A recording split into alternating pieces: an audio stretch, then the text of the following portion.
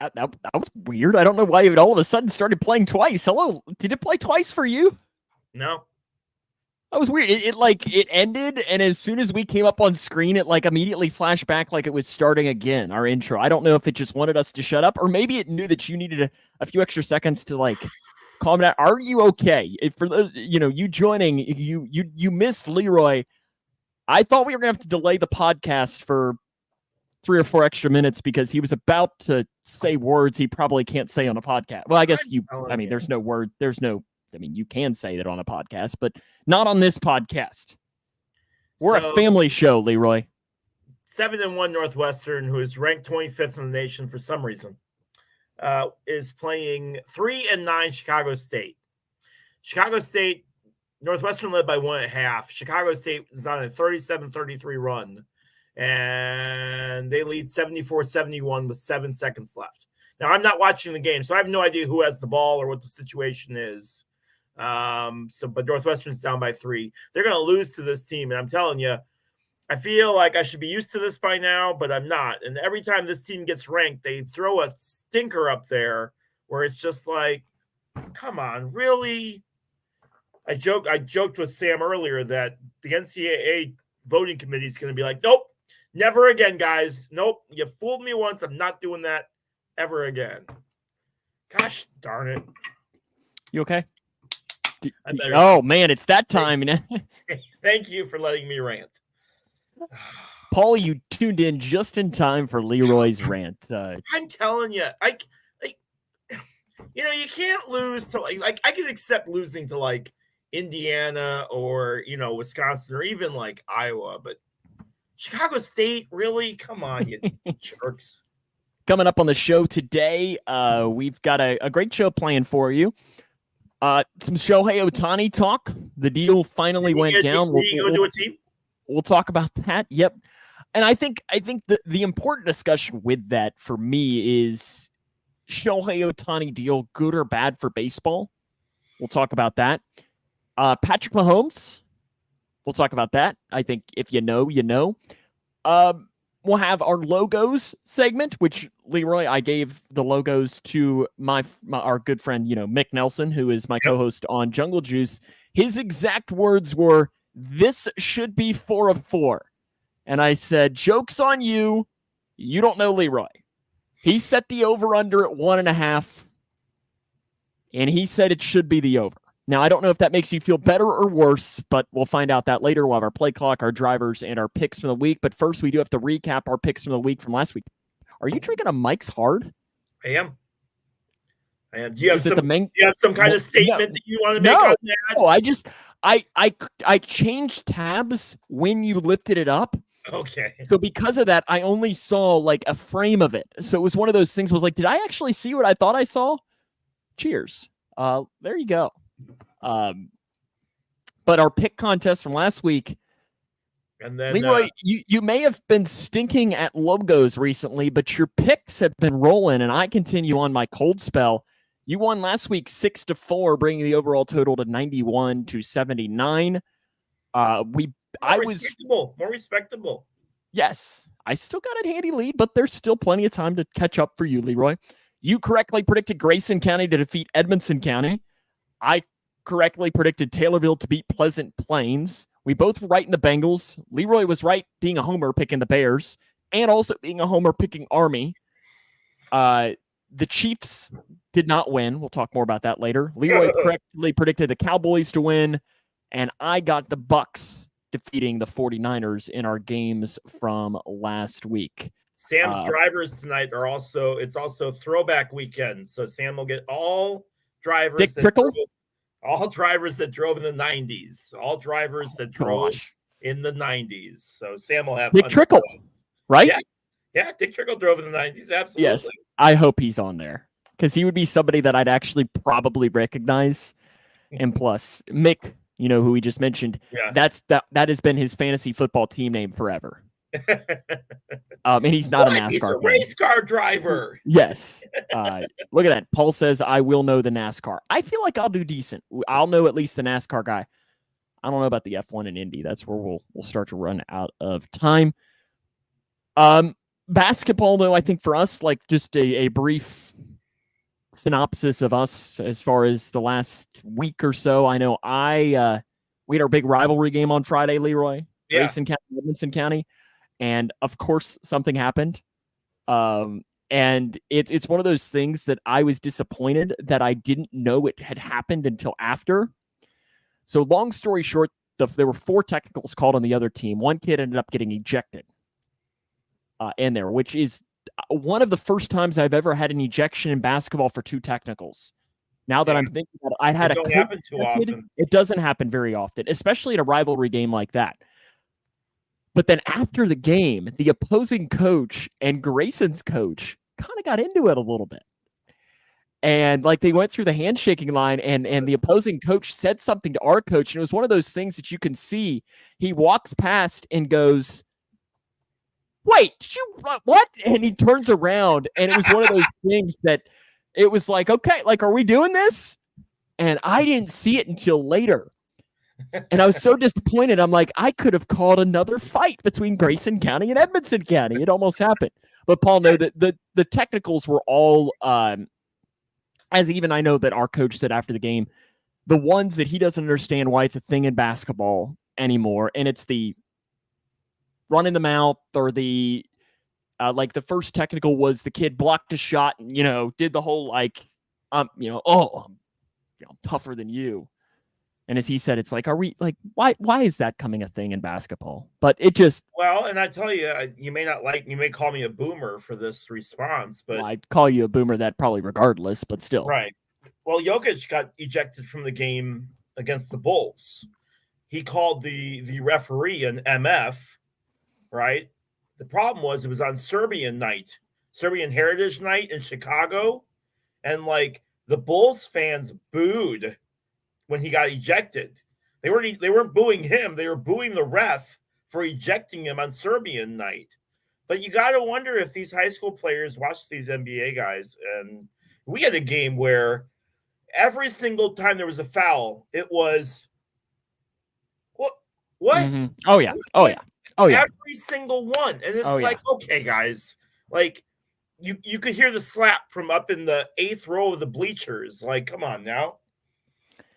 And so like in our game, 7-1 Taylorville was taking on 9-0. There's a heavy Serbian population in Chicago. I give them props for, like, Jokic might be the one guy I wouldn't want to throw out just because I'd be scared. Like, I wouldn't want to walk down a dark alley and see Jokic. No, like he's Jokic he's carrying the court. He is a big MFer. There we go. That was good. Around, right? That was good. I like that. See what we did there. Mm-hmm. But that's why I'm a professional, Leroy.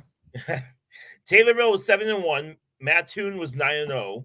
The two teams faced off. It was pajama night for the high school. Pajama night here last night too. So all the seniors showed up. Well, during the introductions, all the student section was sitting there and going like this to Taylorville and saying, "We're going to put Taylorville to sleep." And Taylorville went on a 24-8 run in the first quarter and never looked back and dominated. I'm telling you, they crushed them. And so as they're going through the handshake line, every girl was going like this, taking one hand and shaking, and then going like this as they're walking through, saying "good game." And yeah, man, like and then they took a picture in their locker room of them all. That's funny. Like sleeping on benches and stuff like that, and sent it to the. That's funny. So it gets. And I laugh when student sections like talk crap. Like, you can't do that and stuff when you're down by like 20. Like, okay. Like, for me, if I were the czar of student sectionary, that's a word, right? Mm-hmm. You can't do that. Would be banned. I hate it. Because here's the thing, every single time, get more creative. I really liked our chance at WKU. Yes, I liked, he walked. What was it? He walked. He traveled. He took too many steps. Yeah. And then, of course, when they fouled out, that was fantastic. Yeah. The one guy that refused. You let the whole, to sit down, and they kept doing it for like a good 3 to 5 minutes until he finally sat down. Paul, I'm not quite that young. I do know the old school onesie pajamas there. I have my thing with theme nights, and I always try to convince this to our student section here is, like, if you're going to get creative, you better go all in. Because sometimes our high school tries to be creative, and then 14 people in there do it, and everyone else just dresses normal, and then it looks weird. That's why I always say, for me, simple works best. White out. Everybody's got a white t-shirt. Black out. Everybody's got a black t-shirt. Orange out. Everybody's probably got a Grayson County orange shirt that goes to Grayson County, or something like that. Keep it simple. But they do sometimes. My favorite one that they did was a couple of years ago, and we're getting off topic, but that's fine. Not like we got anything to talk about. Yeah. Was they did all business because they were playing Edmonson County in their district tournament game. So everybody, and they did a really good job. Everybody came in full suits. Like all the boys had briefcases. So they come in and they sit down and they open up their briefcases, and it was just really fun. It was there you go. That's how you do the student section thing right. Because for me, when it's, and I'm sure you all get this too, there's nothing I enjoy more than when you have the student sections going at one another, chanting, when it's clean and it's fun, and then you got the bands playing and the crowds are into it. I love it. It makes it so much fun. Hey, Jason, thanks for watching with us. Jason's an avid watcher of our live streams as well. He's a Cloverport fan, but he cheers for the Cougs when it comes time for it. But yeah, I student sections, when they're done well, they're so much fun. Yeah. But when it's bad, it's bad. Well, and again, how is our Taylorville boys team is awful. And so the cheerleaders will come out and be we want to and they'll go to the visitors and be we want to introduce you, and don't be scared of us because we're going to come. And it's they do all this threats, and it's by this time it's already 25-0. They in the last 3 games they've scored 4 points in the first quarter. In the last 3 games, it's been combined. It's been brutal. I joked with Tim, my other broadcaster, that there was a reason why I switched to the girls this year. And listen, I love my boys team. I love Coach Brown does a fantastic job with them, but it's nice to call the 8th ranked team in 3A as opposed to not the 8th ranked team in 3A. And see, Grayson County's boys team this year they're fun because literally they're averaging 72 points a game and they're giving up 70. Oh, so it is they average making, I think off the top of my head, I think it's 8.6 threes a game, and they're giving up 9.1 threes a game. So it's literally these games are just back and forth, shooting threes, putting it up. It is, for me as a broadcaster, this, it's so much fun because every game is high scoring, because I've done so many games. There was a Grayson County Edmonson game a couple of years ago. Remember the buzzer beater that I had, the first one that I ever had? Yeah. The final score of that game, 4 quarters, 33-30. 33-30. And the score at the half of the Grayson County Edmonson game the other day was 41-39. And it's just so much more entertaining when there's a lot of offense. Taylorville's offense is just non-existent. And I was talking to a couple of the parents about it. And, they are just smaller than every other team.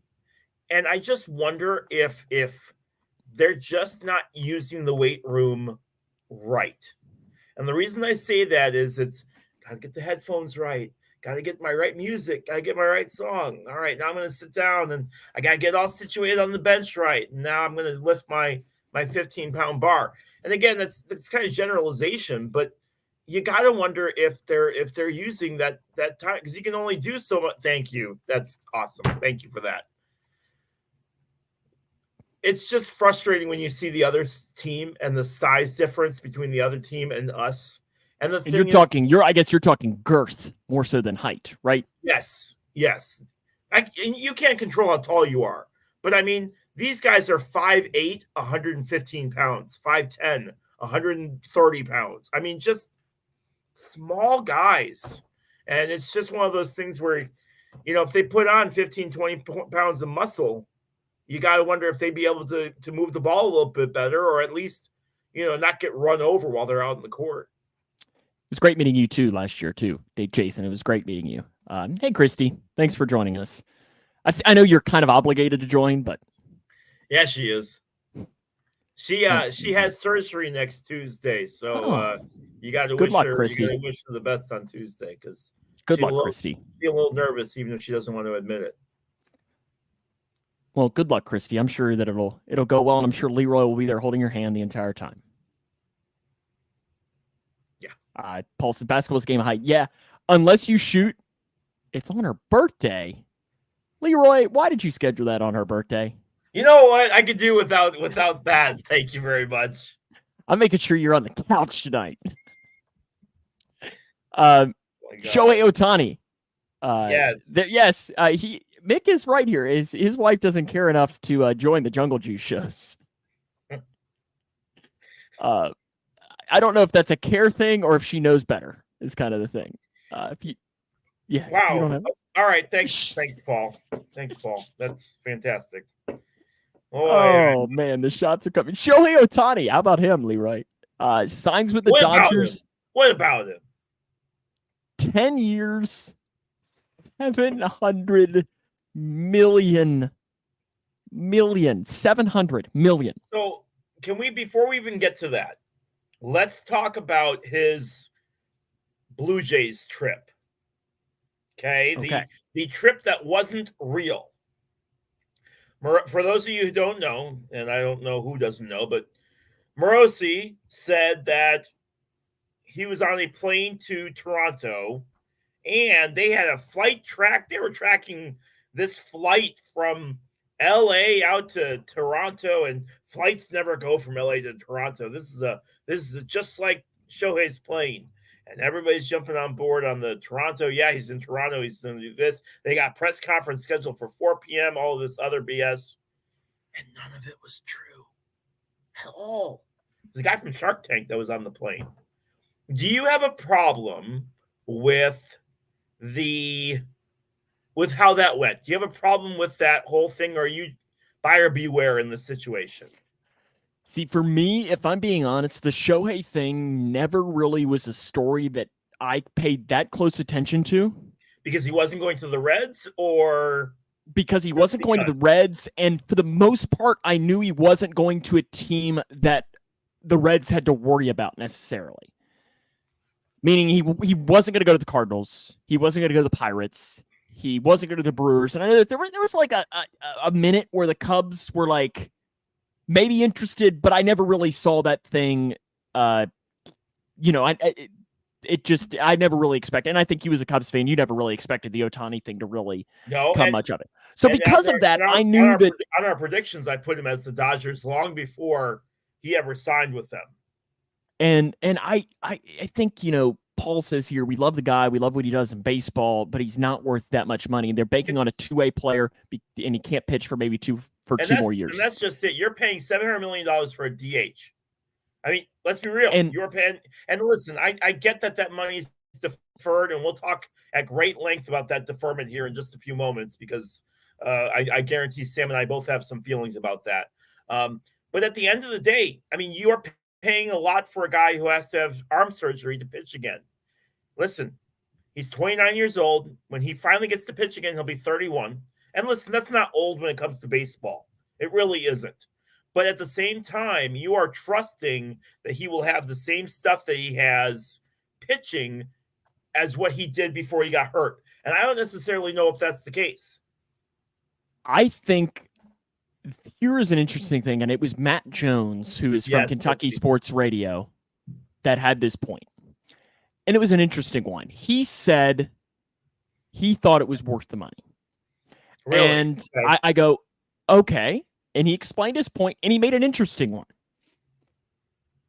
Shohei signing this deal with the Dodgers now does a couple of things for the Dodgers. For one, the money will end up being irrelevant because of this. Now, guess who's going to be on TV and going to sign a contract with a TV station in Japan? Yeah. The Dodgers. So guess what every young Japanese baseball player is going to grow up, what team they want to play for? The Dodgers. The Dodgers. All of these young guys are going to want to go, meaning that the next generations of Shoheis, who are they going to want to play for? The Dodgers. And I think, Paul, this is exactly the point that I think it is. It's a business investment because they know this money is going to end up paying off because they're going to get these guys for you're going to get that next generation because Shohei in Japan is, I don't know that there's a comparison to an American guy. There's just not. He is, honestly, in a realm, he's like Taylor Swift. Yeah.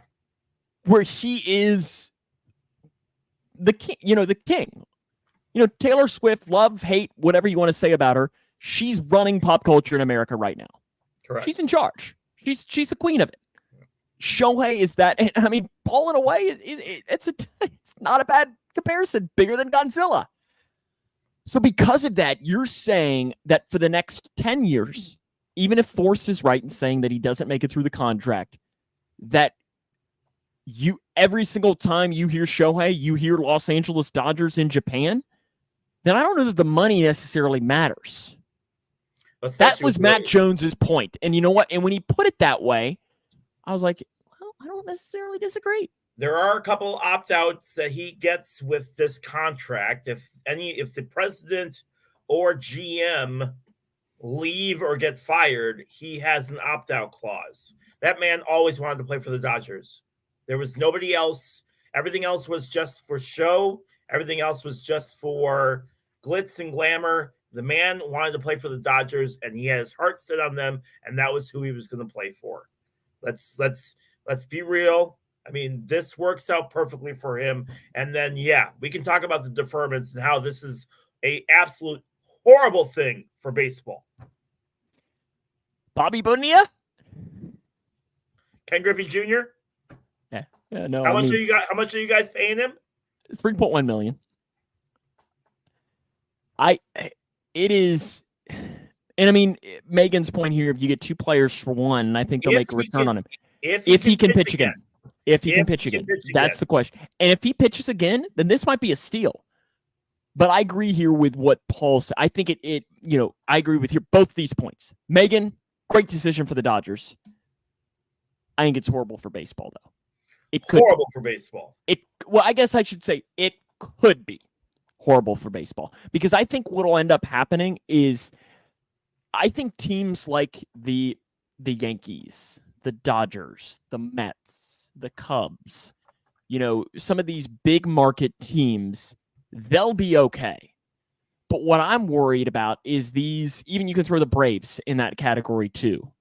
What I'm worried about is these small market teams. And I'm saying this, obviously as a Reds fan, but, like the Reds, like the Royals, like the Tigers, some of these smaller market teams, will this expand upon that gap? Because the Reds, right. Well, they can't afford $700 million. Cody's sitting there right now and go, whoa, Ohtani got all of this and it's all deferred? Please.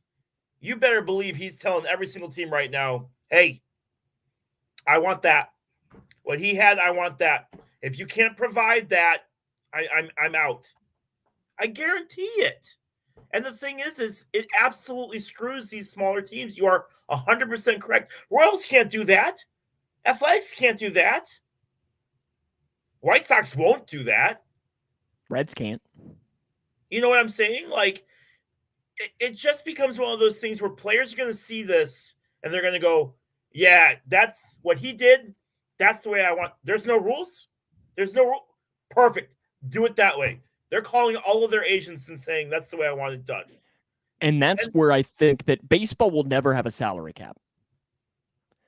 But that's where the NFL has gotten ahead of the times by adding that salary cap because it keeps more of the level playing field for that. Yeah. But I think the deferred payment is so interesting because, I mean, He's making only $2 million a year for the next 10 years, which is just funny for us to say, only $2 million. I can't be mad at Shohei for that. I can't. The system allows him to do that. He finishes up his time in LA. He goes to either a state that doesn't have income tax like that, or goes back to Japan. Guess what?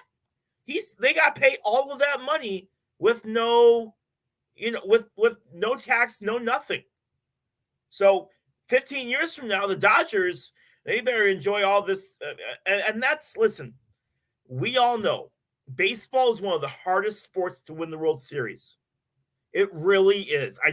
I will argue that it's the hardest sport to win a championship in. I was gonna say it is the hardest sport to win a World Series because Thank you. I'll argue that it's the hardest sport to win a championship in, because the season is so long. Anybody can get hot right at the right time, and the old adage of everyone, you just need to make the playoffs. You make the playoffs, you have a shot to win. And the Dodgers are trying their best to win, because I think they took offense to a lot of people laughing at their 2020 victory. I mean, let's be real. Their 2020 victory, we kind of put an asterisk next to it because it was kind of funny. And I think they it's like the old Michael Jordan meme. I took that personal, But the thing is, so they're going to go all out. They're going to go after Yamamoto. They're going to go after Glasnow. They're going to go after all of these other guys to try to build a super team. But that doesn't necessarily work out the way that a lot of super teams envision that to work out. The Mets have been trying to do it for the last 5 years. Mets gonna Met. It just, you don't know if that's going to work, but you have to put yourself in the best situation to do that. And listen, if I'm Shohei, I can't even be mad at Shohei. He did what he wanted to do. He set the parameters for what he wanted for his contract. The Dodgers said, we'll do that. Listen, if I call an employer right now, if I call somebody else and they're like, hey, we want to pay you $120,000 to come work for us, guess what? I'm walking out. See ya. Are they going to be mad at me for leaving? Absolutely. But they shouldn't be, because you want your employee to have the best available that he can get. And he couldn't get that with the Angels. And I'm just got to win a championship. I'm just very interested how this will go, because I think now this is making sure that these next 5 to 10 years of baseball, I think already we're going to be really important. But I think a deal like this could make it even more important. I don't really want to draw a comparison to NASCAR, because I don't think it's a great comparison, but you look at that. NASCAR 20 years ago or 25 years ago was huge.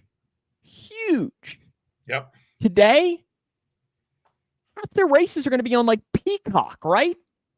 Well, and we can talk about, I mean, later that'll be a topic for another day, probably on that. But I would love to talk to you about streaming with racing. Streaming should be a topic that we save for like one of those summer shows. Yeah, where topics are slow, because I think it's not only just racing, it's playoff games in NFL and in baseball and so on. But I think streaming is changing the way that all of sports is being done, not just racing. Back to the point that I was making with it is I am, and I don't even know that I want to say I'm worried, but because they're so different. But like baseball doesn't need to be that. Doesn't need to turn into NASCAR. If we're being honest, unless you're a true racing fan, you don't care. I mean, if we played this driver game 20 years ago and you put up a picture of Jeff Gordon, I guarantee most average sports fans would know who Jeff Gordon was. Yeah. But if you put up the picture of who's the best driver in NASCAR right now, Chase Elliott, and that would get people arguing. I don't know that most people would know that, but they would have known Dale Jr. They would have known Jimmy. They would have known probably Jimmy Johnson. They would have known Jeff Gordon. So that's where I'm kind of wondering I'm worried that baseball is in such an important 5 to 10 year stretch right now. That and Paul, if I'm being honest, I think I'd know who he was, but I don't know that I would. Like if you gave me a photo of 5 guys, I think I would be able to pick Chase Elliott out, but I'm not entirely sure. I'm just worried, and I don't want baseball to trend more towards NASCAR and further behind of the NFL. Well, and I'll tell you, it's already happening because I got to switch between 8 different stations to be able to watch a full 162 Cubs games, which don't even get me started on that. Thanks to Marquee and not being on Hulu or not being on anything normal, I couldn't even watch most of the Cubs games this year because of the stupid blackout rules. And because of now they've switched that Marquee to watch Cubs games, I have to pay $19 a month. Now you can argue about whether that's good or that's bad, but for me, that's that's fine with me. You get all the minor league games, you get all the Cubs games that you want to, plus homer commentary, which I sometimes like as well. So plenty of baseball, and it's well worth it to be able to have that. But not everybody's going to say that. Some people, if the Cubs are going to be bad, they're not going to pay it.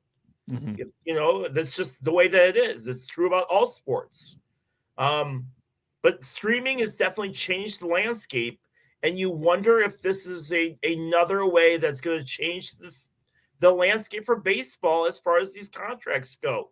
This is the next, and the thing is and I'm kind of getting off topic here, but the amount of Cubs fans that because the Cubs didn't get Shohei, and because the Cubs have been very, very quiet this offseason, other than Craig Counsell, most fans truly believe that we're not getting anybody.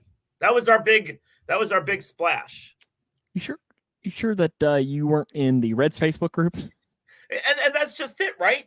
You've seen the same arguments, right? I know you run rounding third and heading home, and a lot of the same arguments are there. Well, we're just not signing. And you know what? And I bet January 1st. I bet Paul is seeing the same thing in his Braves things, because I don't know that the Braves have really made much moves. Nobody has. Moves. Yeah, because they've all been waiting for Shohei. Right, little small pieces here and there, but everybody's been waiting on Shohei. And we talked last week at great length about the awfulness that is Major League Baseball offseason. The winter meetings were a joke. And I really think if baseball wants to kind of have a little bit of an exciting offseason, you need to say from December 15th to January 15th, and I'll even give them a month, that's signing period. You get to sign free agents between that time and that time.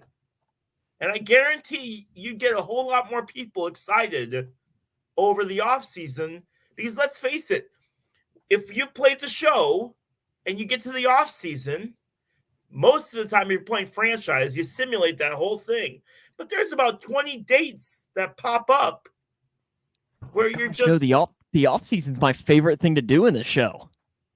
There's like 20 dates that pop up that you're like, well, here's the date here. Have to have your qualifying offers in by this time. Have to have this by this time. Have to have everything.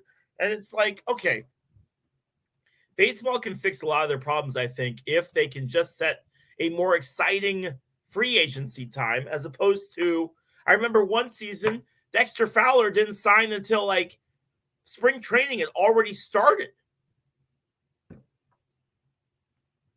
Yeah, and I think Mick's right here. The salary cap in baseball is the biggest thing, or the lack thereof. I'm not necessarily interested in a salary cap as more of a salary floor. I'd want both. Yeah? I would vote. You look at this. Why is the NFL the king? I think the salary cap has a big reason to play for this. And again, we are spending way too much time on this. Sorry. And it'd be a topic because we're already way past the time. We still got a couple more things to talk about. But I think the salary cap we haven't even talked about football yet. No, because the salary cap has a reason, I think, as to why the NFL is so good. Speaking of the NFL, I think we got to spend at least Mick and I in our Bengals podcast spent 30 seconds. That's all we gave ourselves to complain about how Patrick Mahomes is a whining crybaby. But luckily, we can give ourselves, 3 minutes? A little bit more time here. It's 35 minutes right now, so 5 minutes. I've said this, that you know me, that I don't like the Chiefs, but that's more of the Bengals realm. But I have said this, and I'm not sure I've said this on this podcast, but I'm sure I've said it to you personally, privately, that I don't like Kelsey, but I don't mind Mahomes. Like, I respect Mahomes. He's a great player. And I've always thought he was extremely humble in the way that he handled things. But on Sunday, I lost a ton of respect for how he handled that situation, because I don't think, and I was just thinking in this realm, I don't think Joe Burrow would have acted that way. This falls on one person and one person only. Kadarius Toney. This is all Kadarius. No, it's the ref's fault. It's the ref's fault, Leroy. It's the ref's fault. And somebody on the radio said this perfect that I was listening to here in Chicago. The refs don't play a game of gotcha. The refs don't sit there and go, oh, man, I hope he lines up offside so I can get him. As a wide receiver, you can literally ask the referee, am I onside? You can point and say, am I good? And the referee will be like, no, back up. Or the referee will nod his head and say, yeah, you're good. He didn't check. You learned that in Pee Wee football. Heck, you definitely learned it in high school. Like, I don't understand why on the last play of the game, because you can check multiple times. Wide receivers check every single play. So I don't understand why Kadarius didn't, hey, am I good? Like, he was the outside guy too. Like, he was 5 feet away from the ref. That's all he had to do. Mahomes, listen, we could count on multiple hands, and I know you know this for a fact because you guys play in the AFC way more than we play them. But the amount of times that the Chiefs and Patrick Mahomes have benefited from missed calls. I don't need to get on my rant. Good. Kumbaya. So, for Mahomes to sit there with a Pikachu look on his face, they gave them an extra down, Leroy. They said in the AFC Championship, a freaking redo. A redo. Ah, there it is. A redo. Redo. Like we were playing backyard football. That's what we would do back there. Be like, oh, you know what? Let's just do it over again. They did that in the AFC Championship game. And Mahomes has to know that he's gotten the benefit of calls. He's not stupid. Aaron Rodgers knows that 9 times out of 10, he gets the benefit of the call. Certain quarterbacks, Tom Brady, get the benefit of the call. Certain quarterbacks do not. It's just the way the league works. And whether you like it or you don't like it, it's just the facts. So for Mahomes to sit there and, this is just that's effing embarrassing. That's this, that's that. No, you are embarrassing. Because I get being in the heat of the moment, but let's face it, your guy goofed, and Mahomes apologized the next day. I get that. But at the same time, listen, the NFL is one of the most watched sports in the entire world, short of soccer in Europe. You know how many kids were watching that game and saw Mahomes throw a fit about the refs? That's not what we need right now. Here's what I had the biggest issue with. Yes, Forrest. Yes. Here's what I had the biggest issue with. It was after the game, and you saw the video from the field. Yes. Where he goes up and he talks to Josh Allen. And I don't know if you saw this clip. Yeah. But it was pretty much like he went up. Josh Allen was like, hey, man, like, good game. And he goes, it's effing BS or something. He says, they can't believe they call that. And he's yelling at Josh. And Josh Allen, it's funny because he goes like, what? Well, and it was just funny, like, because, I mean, here's the thing. Josh had a look on his face like, do I clap? Do I, what? Sorry? What? Like, what do you want me to say? What do you want me to say? Like, Josh Allen was literally like, I don't know what you want me to say. Yeah, it was just like, and I've said this a lot. I don't like the Chiefs, but I respect Mahomes. Yeah. I lost some of that respect. And I hate that because I feel like he's actually I mean, he seems like he's a decent enough guy. And maybe it was just one of those things that he just had a bad moment. But still, it was it was very disappointing. It's embarrassing for the sport, and Andy Reid didn't help anything because Andy Reid in his No. postgame was the same way. And as a coach, you need to tell your players, like, listen, it happened. We were wrong. Let's improve on this and make sure this doesn't happen again. Because you and I have both had conversations before. If you're relying on, if you're using the ref on your last play of the game, then you didn't deserve to win in the first place. So it's just one of those things where, like, I just don't understand the mentality of the referee screwed you. No, the referee didn't screw you. Kadarius Toney did, because all he had to do was look over at that ref and say, am I good? And the refs say, no, back up. And he would have been fine. The play happens. Kelsey gets it over to Toney. Toney gets the touchdown. And everyone on Monday morning is saying, oh my gosh, the Chiefs won again. I do have to say, too, not to completely change the subject, too. Where's our Colts fan? Oh, he's awfully quiet today. He had an 18-hour shift, but he wanted to say that he was congratulating you on the Bengals win over the Colts. Okay. He had a 18-hour shift. Okay. He had okay. Okay. He's a EMT. Okay. I guess people need to be saved. I just think he's making that up and lying or something because he doesn't want to come in and face the music with it. Speaking of music. Oh, no. Mick's got 4 out of 4, so I don't even need to play today. Everybody's favorite segment, Leroy's Logos. Leroy, it's been a struggle for you recently. You're hitting 366, which is still, pretty good average. You're in a slump, though. 1 for your last 12, 3 for your last 20. I gave these to Mick earlier, and he said they're too easy. And he set your over-under at 1.5. So, Leroy, with just hearing that, I'm smashing the under. Not because I think they're hard, more just that's my faith in you. You're welcome. Are you going to take the over the under without knowing? I'll take the over today. Oh, confidence. No, you should get over. You should.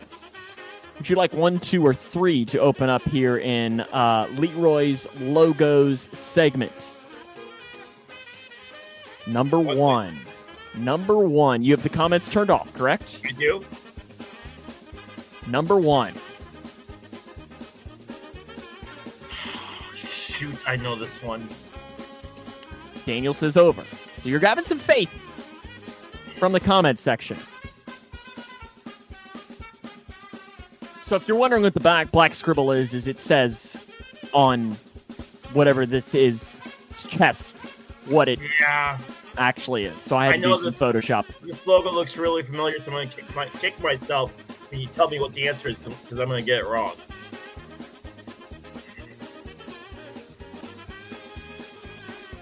Let's see. We've got a comment coming through here. Okay, we do have a. It is not the Wisconsin Hay Eaters. I will give you that. I know you were considering that. Yes. All right, my head is saying right state, so that's what I'm going to say. I know that's not right, but my state. Goodness. Oh, the computer is frozen. Okay. Paul says he's seen it. I don't know if that helps you. So you're going with right state as your final answer? Like final answer? Yes.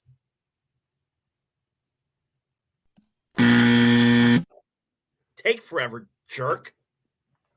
That is Wichita State. Forrest gets that one correct. And Paul did back it up and say that he thought that was correct. The Shockers of Wichita State is door number 1. 0 for 1, Leroy. Would you like? WR and WI are right next to each other. Come on, man. You're close. Sadly, close is only good in hand grenades and horseshoes. You're saying 2. The Green Wave. Maybe. I don't know. It's not what's the mascot. It's what school is it? Come on, you got this. I got faith. This is the one I felt like you should get. This is the one I feel like you should get. Do you think you know it? Again, same thing with the first one. I've seen it. Yes, you absolutely have seen it.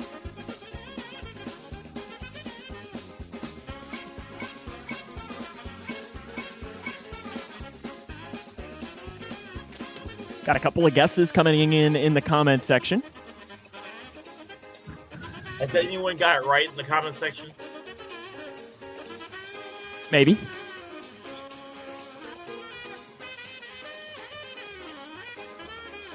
I'm going to go with Tulane.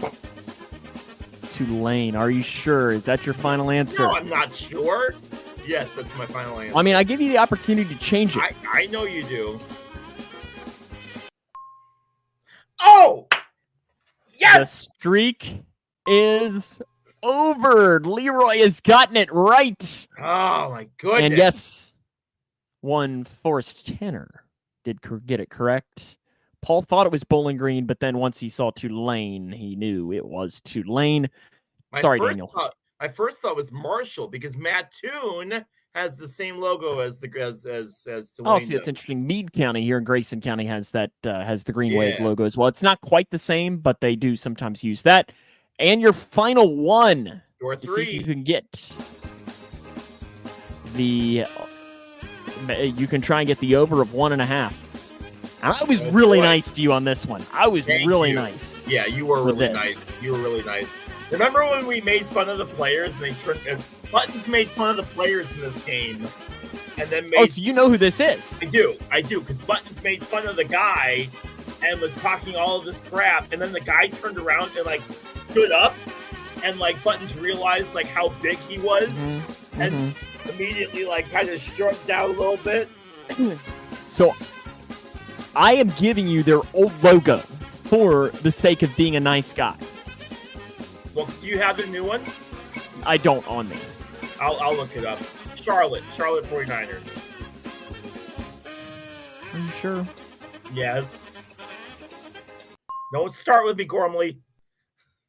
You're correct. That is Charlotte. Their new logo is just a C. And it has the pickaxe built into said C. Forrest goes 3 for 3. All right, Leroy, you have gotten the over. So you've gotten 2 out of 3. That ends a stretch of really bad for you, but you still have to give me the theme this week between Wichita State, Tulane, and Charlotte.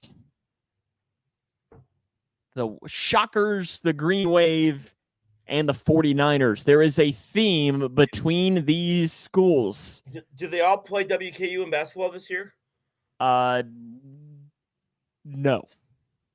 Yeah, Wichita State did. We knew that from last week, bud. You're really good at the college logos, bud. Wichita State, Tulane.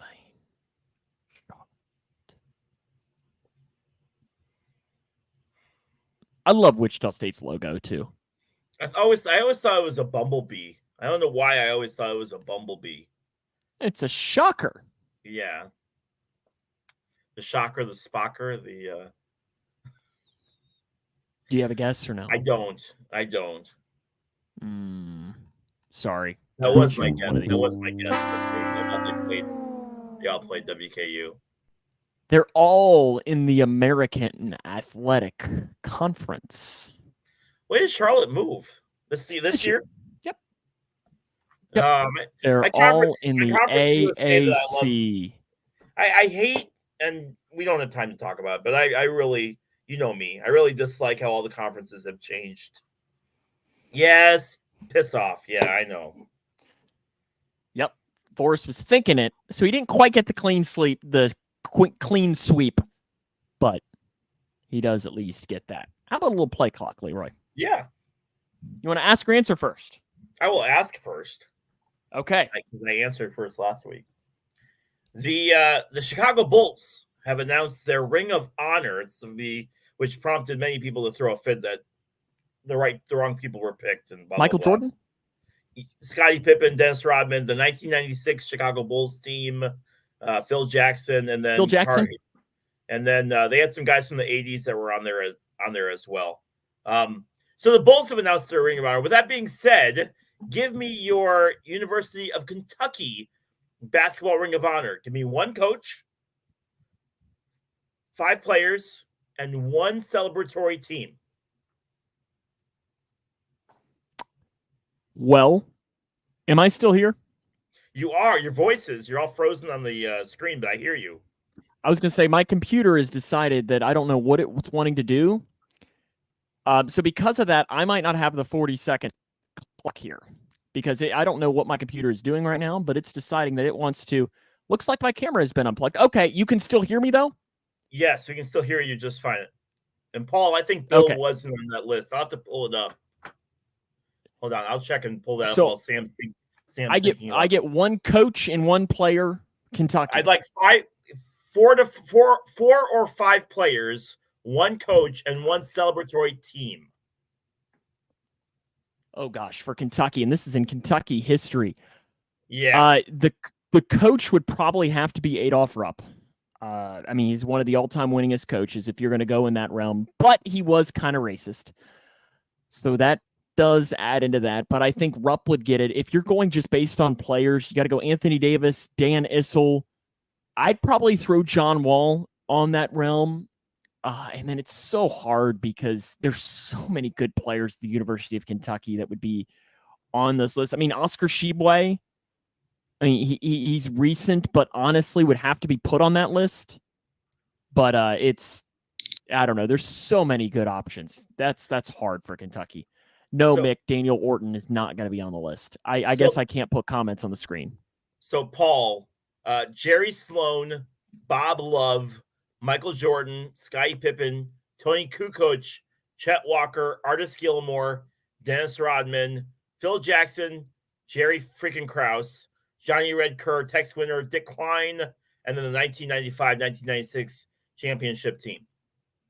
So, all in all, for the most part, good. Obviously, people were going to throw a fit about missing people, but you're always going to have, well, they should have included this. They should have included so-and-so. So, overall, a good opening class for the Ring of Honor. But, Sam. Oh, they have not had a Ring of Honor yet? No. And, Sam, that's why I kind of gave it to you because, like, I know, like, Kentucky's had such a great. And they have an extensive Ring of Honor. Kentucky does. Yeah, I would imagine that they do, just given the sheer talent that's been on the University of Kentucky basketball. I mean, my goodness. So it's my podcast now since Sam's like dead.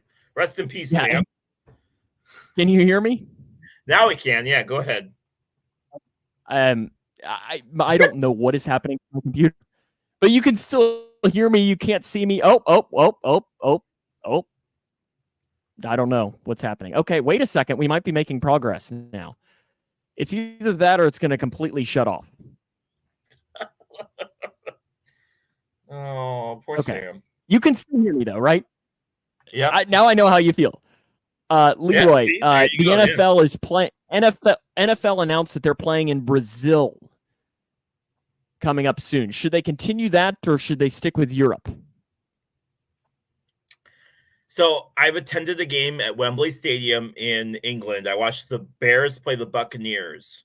And I went in there with zero expectations over what to expect as far as if people would show up, if people would understand what's going on, if people were really into the game. And I was blown away at, first of all, just how many random jerseys that I saw of people that I long forgot.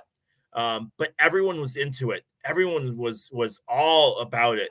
So I'm all for this game in Brazil. If we can bring it to South America, if we can bring it to Asia, if we can bring it to other places in Europe, by all means do it. Popularize the game, get other countries involved. I think this is good for football. Yeah, people are going to complain, oh, well, it's losing a home game, or it's this, or it's that. It's good for the sport, and I'll die on that hill. I know I use that term too much, Paul. I just heard myself say it, so sorry, Paul. I use the term too much, but yeah, I think it's good for football. Awesome. I still don't know what's going on here, but I guess we're just going to have to keep it with this. It's not like people really want to see my face anyway. Was that your biggest complaint about that, Sam? Was that, a team will lose a home game? Yes and no, because I think what'll be interesting is if we're going to get to a point where that 17th game will turn out to be a neutral site game for everyone. Yeah. Because I've even heard some stuff and some proposals that do they like play a game every year at Ohio Stadium? Do they play a game at the Big House? Yeah. Do they play a game at Bryant Denny? Forrest, you're lucky. that you don't have to see my face anymore. And as you see, the views have gone up because of it. I really wish I knew what would happen. I'm wondering if I don't know. It's telling me that Assistant D wants to use the login keychain. I don't know what that is, though. Might have to Google it here while I guess. Well, actually, it's my turn to answer this next question. Oh, yeah. Sorry. All right. There was a picture that was shown. I don't remember if it was from this week. No, I think it was from last week. So my apologies. But they showed Joe Burrow on the sideline helping Jake Browning. And Deshaun Watson sitting up at in LA, sitting up in his nice, comfy press box. Joe Flacco all by himself down on the sidelines. And I know a lot of people were praising Joe Burrow for being on the sidelines and helping out.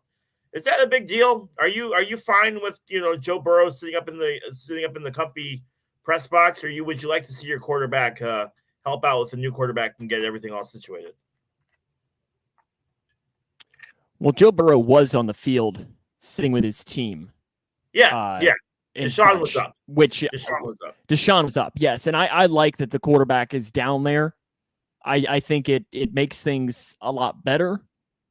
And I think it just shows the kind of leader that Joe Burrow is. And I think it shows a lot about Deshaun Watson. I know I read something that there was a reason why he was up there and so on.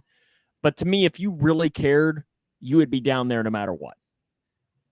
And I don't really know. I don't know that that's 40 seconds or not, but I'm going to say, and it looked. So that was Sam Gormley for you, ladies and gentlemen. Glad to have him on the show today. It's my own podcast now. Rest in peace. No. Yeah. I just thought it was interesting. Yeah, let's talk, guys. Sam's gone. Let's all say nasty things about him until he gets back.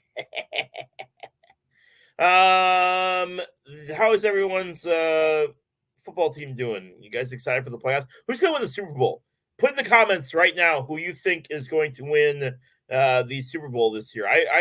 I'm interested to see who from the NFC. There's not really been any really good quarterbacks this year, right? Everyone's sitting at kind of like 53%. Like, I think I read something today that 53% of quarterbacks, 53% of the teams have had a backup quarterback start. That's insane, man. Backup quarterback starting. Pretty crazy.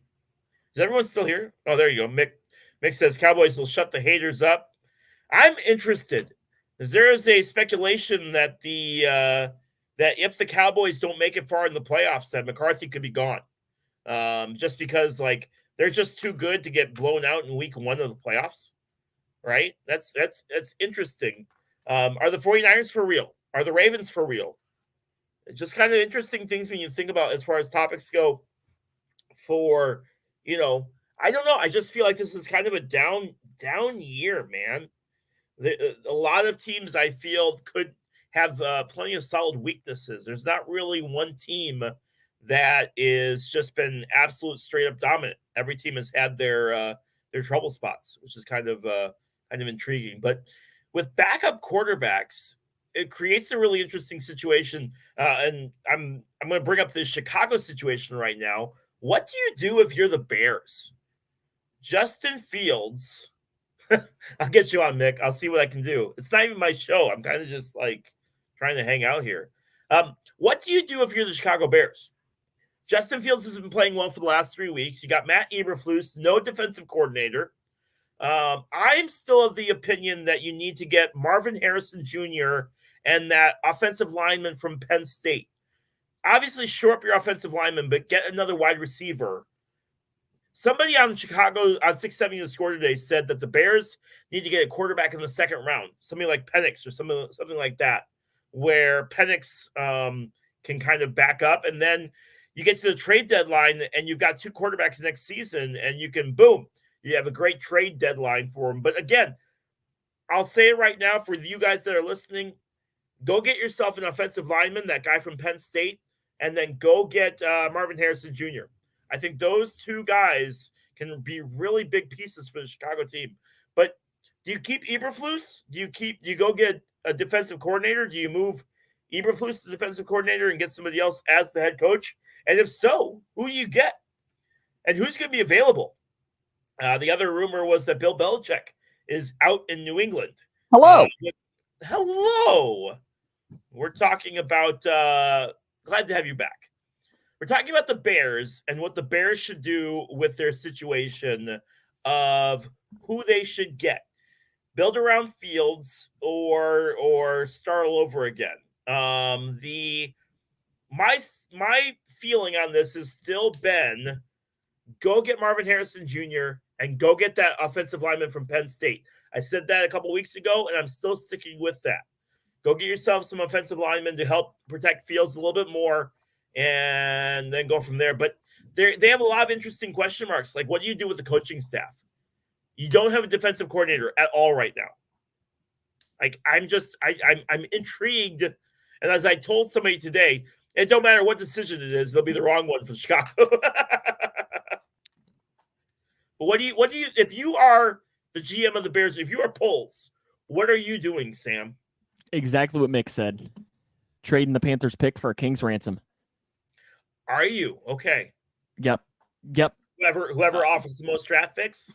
Yep. Somebody will like Drake May or Caleb Williams enough that they will be willing to give a lot to get it. See, and that's why I want Marvin Harrison Jr. so bad, Forrest. I want him in a Bears uniform so bad. I think between him, Moore, and Fields, oh my goodness. Go do it. So it literally, my computer, I don't remember is 2. I was giving it and I was like, I don't really know what my time is. And all of a sudden, I thought my computer literally I thought it was, like not just done. How do you feel? Like I thought it was telling me that I quit. And it was kind of like, I'm thinking, great, this is a $1,200 investment. Like, that's what I need. Great. Yeah, Paul. It was just okay. So we're good. Should we go back into play clock? I don't know how much you heard of my answer. We heard your whole answer. Okay. And then I just disappeared. Yeah, and then we started talking about Bill Belichick leaving the Patriots, and I'm glad to know that it continues, because I was a little worried that since I am the host, that if I dropped out, that it would do it. But I don't think you'd have the ability to have ended it. So I think it would have been one of these things that you literally would have just had to have, like, if I wouldn't have been able to log back in. I think it would have literally just turned into the Leroy show until Sam buys a new computer. I was just going to keep on talking. Yeah, I was going to get Mick on. We were going to figure out a way to link Mick in, and we were going to figure it out. I don't know that we can handle that. I think I had a really before we get to the racer, before we get to our drivers, I still have one more play clock question for you. I had a really good conversation with the play-by-play broadcaster for Army this week. I got to interview the broadcaster for Army. Very nice interview. Got to talk to him for 5 minutes. We are from the press box. We enjoy our conversations that we get to have. And I talked to him. I said to him, what is the most important part of your prep? And he said, knowing a little bit about every single person that's out there. And I thought that was so cool, because a lot of times those guys that don't get to play too often, it's really nice to know even just a little bit about every single person that's out there. I don't know. I gigged out over it. I thought it was really, really cool, and it was good to talk to him. Had a nice little conversation with him about broadcasting. Yeah, it was cool. I got to listen to it. I guess I'll ask my last question to you, Leroy, even though it was kind of a filler question, but I'll ask it to you anyways. But I just find it's a good topic, too, because I'm interested into guys like Mick and Paul and Forrest, if they might have answers to it as well, because we have some here. What are the unwritten rules about your work? Workplace. My parking space. Don't take my parking space. My parking space is sacred. That's an unwritten rule. Other unwritten rules is you always stay in your office when the boss is here, but like when the boss is gone, like you're free to walk around. He doesn't have any rules about us staying in our office when he's here. It's just one of those things where we do. And then label your food, which is a really weird one. But we had an incident a while back ago where people were taking food and probably shouldn't have been. So we label our food now. But it's a really weird written rules and stuff like that. But parking space, man. See, Yeah. I feel like parking is everyone's, because what's interesting about us is we don't necessarily have a parking spot, but the long story short is a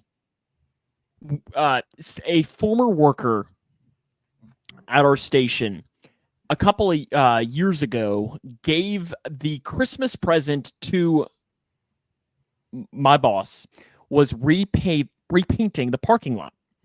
Oh, okay. From her husband, boyfriend, whatever it was at the time. And this is before my time, years before my time. He did an awful job. To the point where the spots are not the same size. Oh, no. So because of that, the unwritten rule about parking is that there is no rule, park next to the person, ignore the lines. So it's funny, if you pull in, we just are parked all over the place, but it's everybody's in line, but on top of lines. I like this from Nick. My firm is the Alamo. His firm is a bunch of old men. I will admit no one comes in. No one comes out. Mick knows that all too well. But yeah, I find it funny, all of the unwritten rules that these places have and having to teach new employees them. Yes. Because the parking one was one that I've had to teach people and people had to teach me. And it's just kind of funny. Yeah. I guess it's time now, maybe for the drivers, if my computer will allow for it. So if you guys aren't familiar with how this works, I give Sam a driver. All he has to do is tell me if he's an F1 driver, IndyCar driver, or NASCAR driver. The hitch on today's is they're all throwback. Every couple of months we throw in a throwback driver week, and this is a week that we're doing throwbacks. These are all drivers from the 1990s. All of these drivers at least drove a few races in the 1990s. And it's not a few. These are all well-known race car drivers. Mr. I drove one race in F1, so I'm an F1 driver a couple of weeks ago. All of these drivers have won a championship. Okay. It's not like that. Apparently, Paul has very strong opinions on the water situation at his place. Oh, that's a big topic here. Yeah. Do you have a water cooler? We have water bottles, but so do we. Nobody wants to put them in the fridge. And I don't drink water. The Army kind of ruined that for me. So like they're always like on me and I'm not filling it. I don't drink it, so I don't know why I need to fill it. I feel like that's the same thing with a water cooler. Yeah. That like to fill the water cooler up. Last person. Okay. So this is driver one. Did he get in a fight? His nose looks a little broken, doesn't it? Uh-huh. I think that happened in a crash, to be honest with you. Did it? I mean, it had to. There's no way that's like a. He just was born that way, Yeah. Oh yeah. No. Gosh. Maybe I didn't want this guy first. Go to the other guy first. Oh, that is our driver one.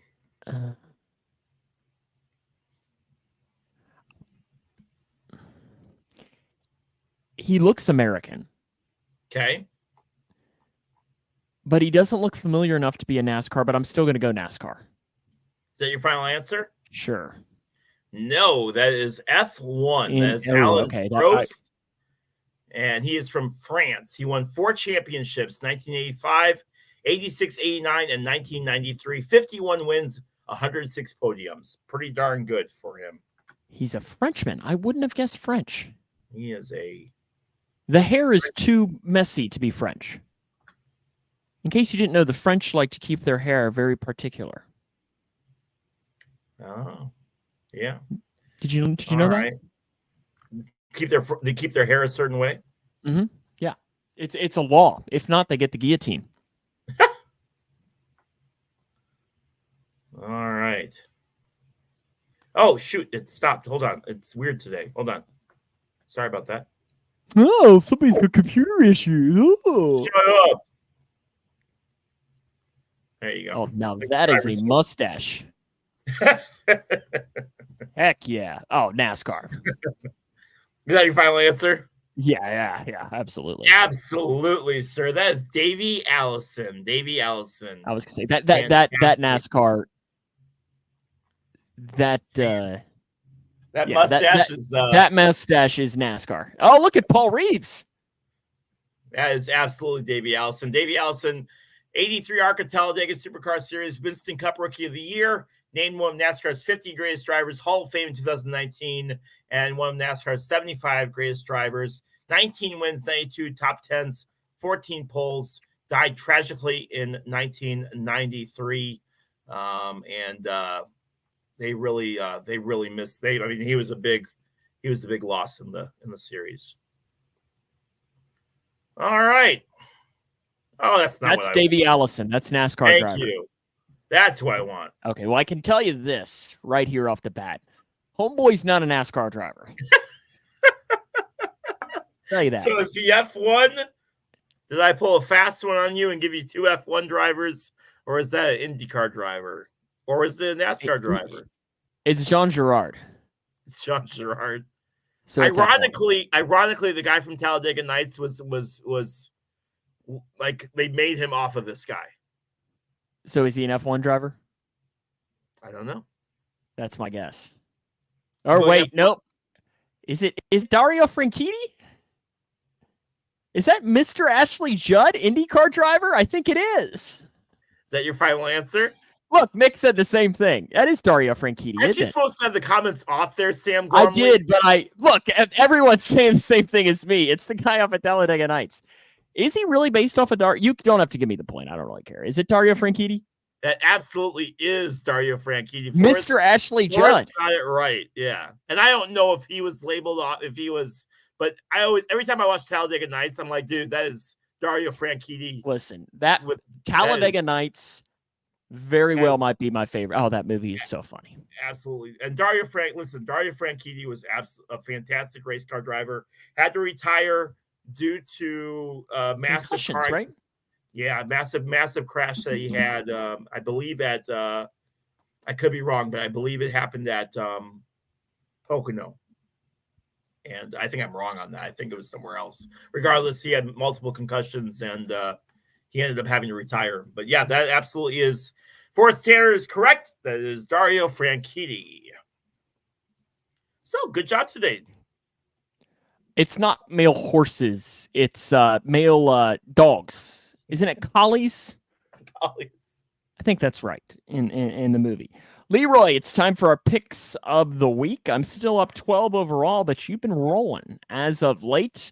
What we're going to be doing for this week is we are, of course, going to pick the Bengals and the Bears game. We're each going to pick a game that the other person is broadcasting. For me, it'll be a little bit different because I'm not doing another boys game in the next week. Yeah. But I'll still have Leroy pick a boys game. And then we're going to pick the 7 bowl games that happen in the next week. Yeah. Leroy, will start with we get to ask the other person 2 questions about the game as far as high school basketball. So I'll start with my game, Leroy. And I'll be honest with you, I'm not broadcasting this game, so I'm not going to be a ton of help. Great. Grayson County takes on Thomas Nelson on Friday. We'll be with the girls that evening. You guys not do every game? The girls play at the same time. Okay. And the girls are at home, and the boys are playing in Bardstown. So if I get the choice of staying home, absolutely. I don't blame stay you. Home. I don't blame you. So the Cougs take on the Generals of Thomas Nelson on Friday. Okay. Or you can pick the Lady Cougar game if you'd rather. No, I'm fine with doing the game you're at. Good, because I'm going to be honest with you, that Lady Cougar game, fitty game. Fitty game. So Leroy, you want to ask me 2 questions about the Cougars and the Generals of Thomas Nelson. And I'm going to try my absolute best to answer them. Okay. What is the record for the Thomas Nelson? 2-4. Okay. In that general range. What was the score the last time you guys played each other? To be honest with you, I'm not sure they've ever played. Okay. They have not played since I've been here, and Thomas Nelson only opened maybe in 2012. So a relatively newer school. Correct. All right. Yeah, I'll go with Grayson. Go Cougs. So Thomas Nelson beat the team Grayson County the team Grayson County beat last night by 20. Thomas Nelson lost to by 30. Oh, yeah. So I think you made the right pick. Yeah. What's my Taylorville girls game of the week? The Taylorville Tornadoes look to take on their 15 miles of hate. Is that a thing? As they take on the Route 29 matchup, as they take on the Pana Panthers. Taylorville takes on Pana in the Christian County Showdown. I don't even need to answer any questions to you. Taylorville wins. And I'm right. Am I not? You are. So, Matt, I don't need to ask you any questions. I'll tell you. And the reason I laughed about this is Mattoon beat Pana 71-18, and Taylorville beat Mattoon 72-50. So, I'm really worried about this game tomorrow night. Not because of as a broadcaster, it's one thing to call a blowout when your team is losing. It's another to call a blowout when your team is really, really up by a lot.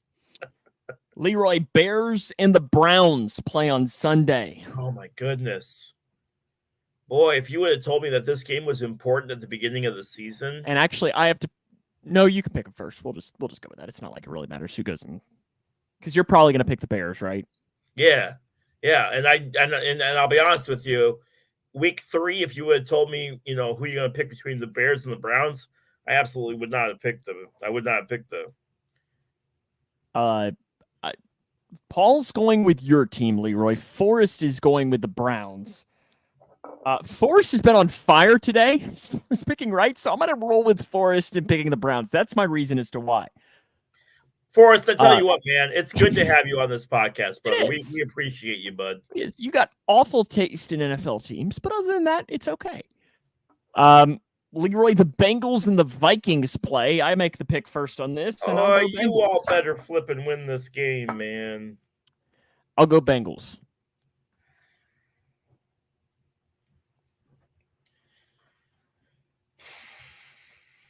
Where's the game at? Paycor Stadium. No, Bengals. All righty. Now, how about our bowl game picks for the stretch here? We're going to rip through this. Everybody's going with the Bengals in this one. Hey, we're going to start. Forrest, is Tomlin gone after this season? I think it depends how they finish. Go ahead, Sam. Georgia Southern. The Fighting Paul Reeveses. Let's go! Let's go! In the Myrtle Beach Bowl to kick off bowl season, take on Ohio. The Ohio University? Yes. Go Bobcats, right? All right, Leroy. Paul, I will go with Paul's Fighting Georgia Southern boys. Let's go, Georgia Southern. Go Ohio. I don't mind the Bobcats. Yeah. My mom grew up like 45 minutes from there. And plus, makes sense because I've been sticking with Paul this whole time, and you've been against Paul this whole time, so it makes sense. You know who's from the city where Ohio is, right? Where? Who? Joe Burrow. Oh. And listen, Paul. I want you to know, as many shots as you've taken at me over the last few weeks, I'm still sticking with you. So, Jacksonville State takes on Louisiana in the New Orleans Bowl. I have to pick this one first. I'm going to go with Jacksonville State. I think they're really excited about being in a bowl game, so I'm going to take Jacksonville State in that one.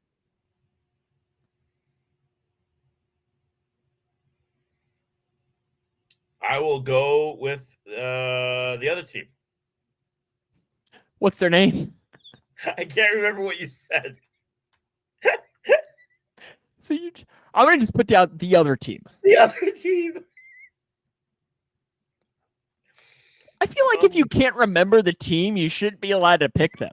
Shut up. The Cure Bowl. Miami, Ohio against Appalachian State. Leroy. Oh, Appalachian. Yeah, let's go.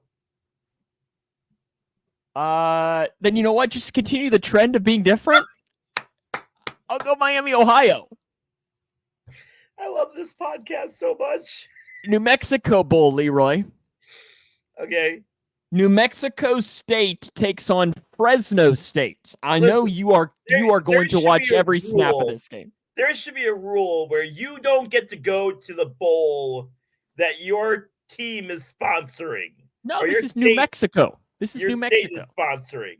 Like that there should be like it's Northwestern should not go to the Illinois Bowl. Like let's be real here. Come on now. Who are you picking? Fresno. Actually, I probably was the one to pick first, but I was going to pick Fresno anyways. Yeah. Leroy. Actually, a decent game here. The LA Bowl.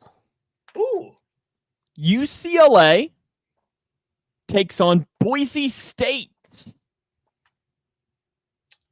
Man, I love Boise State. I really do. I know a lot of people really don't. But I got to go with my future Big Ten brothers, UCLA.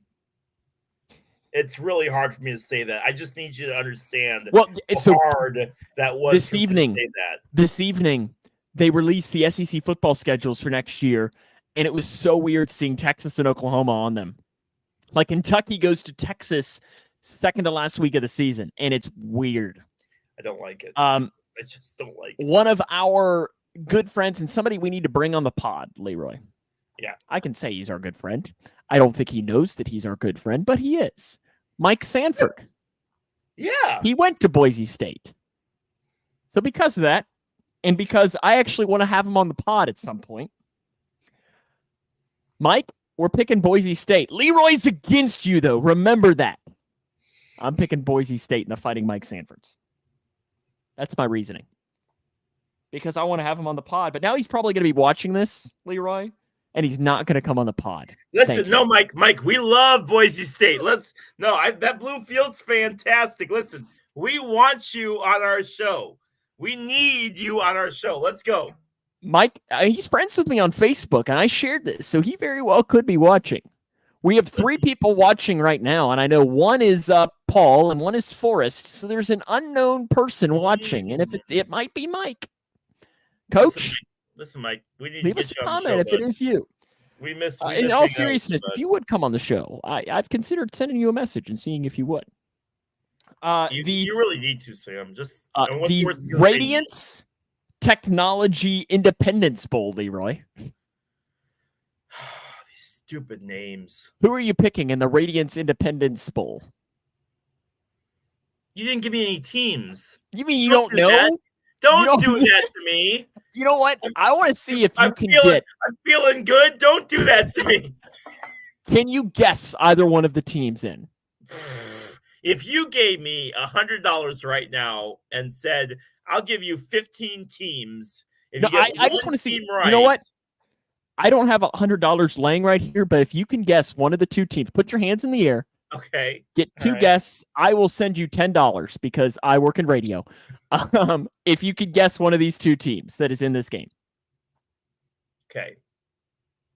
All right. Illinois. Okay. Okay. Wait, no, Illinois didn't make a bowl game. No. Well, nope. That's one of your guesses. Dang it! That's one of your guesses. And guess what? Whoa! Did that sound weird? Yes. What are you doing? I don't know my computer broke my buzzer. Okay, what's your other guess? All right. Washington State. You got like 18 different no buzzers in there? California and Texas Tech. Okay. Like in the Independence Bowl. Yeah, again, it would have never happened. I'll pick Texas Tech. California. We are different on every single game except New Mexico State, Fresno State. So this could either be really good or really, really bad. The final bowl game is the famous Toastery Bowl.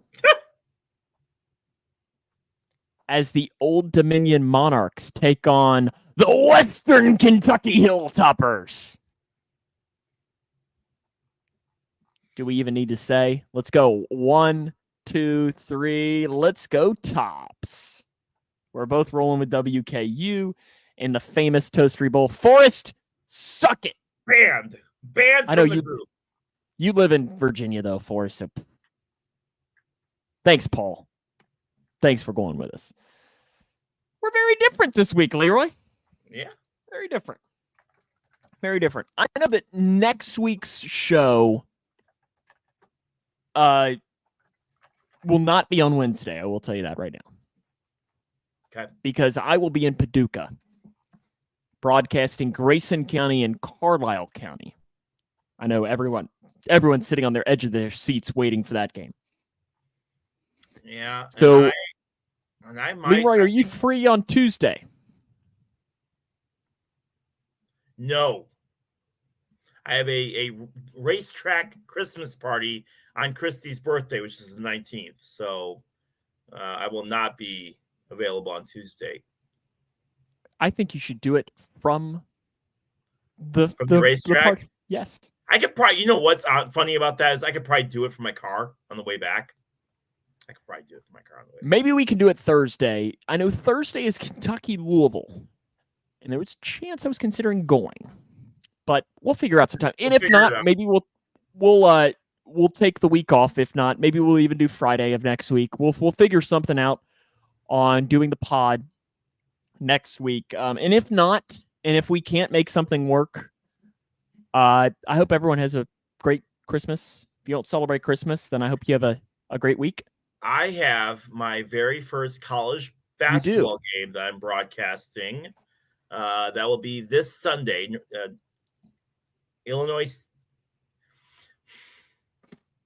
University of Illinois Springfield takes on Purdue, not real Purdue Northwest.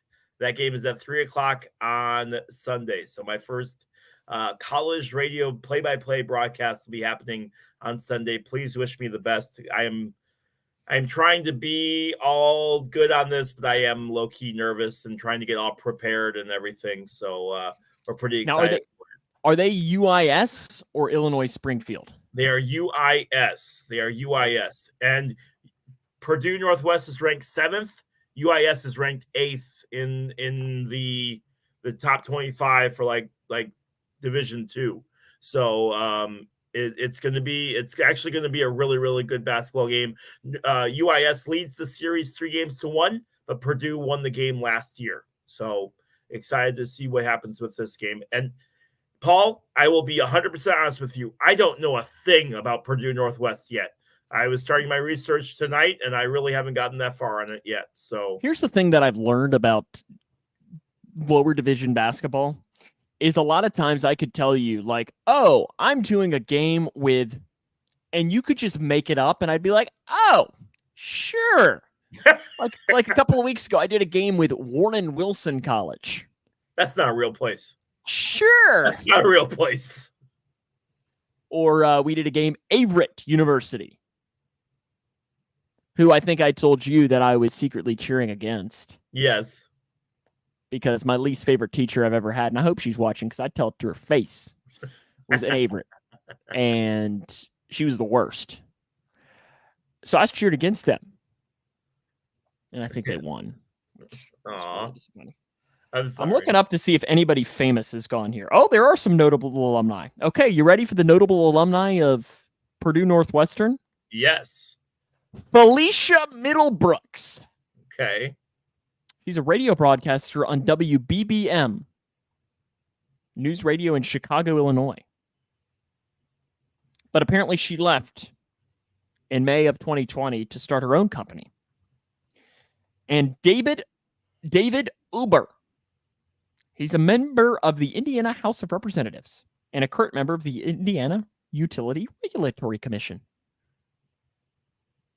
Averett University's here in Virginia. Yes, Forrest, I did a college game involving their girls basketball team here about a month ago. I don't remember if they won or not. I was cheering against them, though. I'm sorry. I don't know, Paul, who you're saying, but that's most Division III schools are like that. So no one famous. Okay. Yeah, pretty much. Whoa. Division II, okay? I do Division III. I'm sorry. I'm not that good yet. I haven't reached your level. One of these days. I get to do like 5 games this whole year. So well, I love doing notable alumni from these schools because it's wild that you have schools like this that you've never heard of. And then all of a sudden you read and it's like, that guy went there? Like, really? What? Yeah. Well, actually, you know what? I've got my... Do I have one from Averitt? Because I've got my... No, I don't have it from Averitt. That's right. They were really, really bad. Now that I'm looking at them, they were really bad. I went to Purdue Northwestern. Hey, now. Should have went to Purdue like Leroy.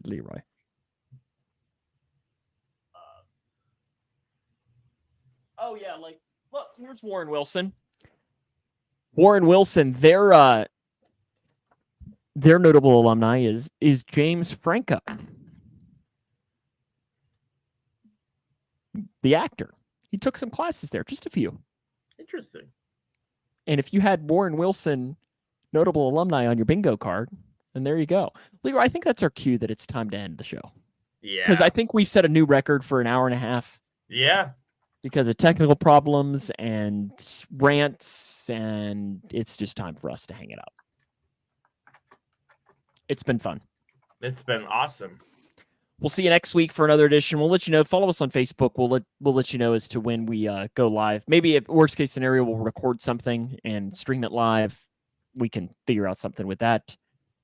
Yes, Leroy got on the TV channel rants, and it was all downhill from there. And listen. And then my computer decided it wanted to quit. And you know what? I don't blame it. You want to get... Listen, Paul, all I need to say is, you know, the Chiefs won that game legally last year against the Bengals. Like, listen, they did. And that'll wrap up our show here for today. We will see you back next week for another edition of From the Press Box. Leroy, have a good rest of your evening.